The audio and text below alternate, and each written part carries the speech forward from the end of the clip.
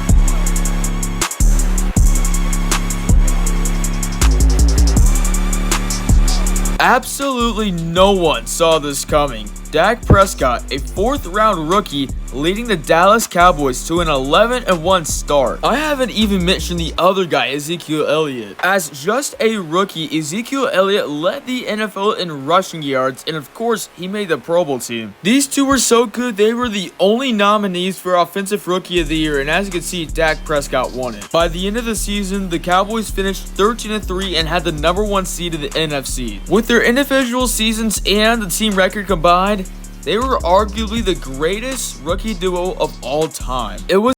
They lost. They didn't even win a game. They lost in the divisional round. I'm not going to show any highlights from this game because this game simply pains me to this day. I really don't want to rewatch that.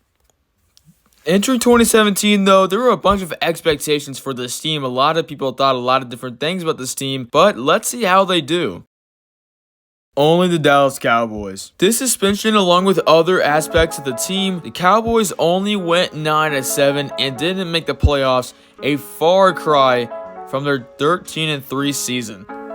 Ezekiel Elliott's suspension wasn't the only factor either. Dak Prescott's turnovers went up by a lot. 2018 was a step up. The Cowboys went 10-6 and they won the NFC East. Zeke was also back as he led the league in rushing again in 2018 and made another Pro Bowl team. The Cowboys even won the wildcard game. They won a playoff game somehow, some way. Dak finally did it. Well, it was only his third season, but he won a playoff game. However, they would lose in the next round, so the playoff run was over. The only bad thing that happened this year was that Dak Prescott led the NFL in fumbles, which isn't a good sign of foreshadowing to come. I'm going to combine 2019 and 2020 because these are very, very bad years. The Cowboys started off 3-0 and looked like they could be dangerous contenders, but then they lost 3 in a row. After that, they became very inconsistent. They won some, then they lost some, and they would go 8-8 and miss the playoffs. This was such a sad and disappointing season that the Cowboys fired Jason Garrett. One of the few good sides of the season was Zeke. However, this would be the final year of his prime. Yeah, 2020 hurt. No pun intended.